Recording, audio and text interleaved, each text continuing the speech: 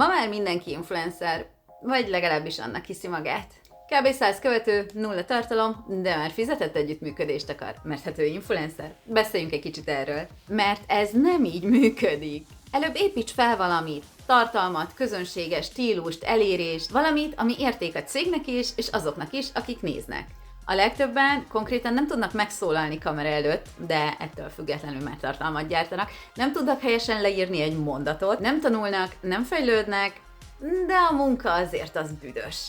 Csak a pénz kéne. Gyorsan, könnyen. De elárulok valamit. Ebből így, ebben a formában nem lesz jövőre 5. lakás. Azért, mert valakinek sikerült, az lehet, hogy egy kicsit több energiát tett ebbe.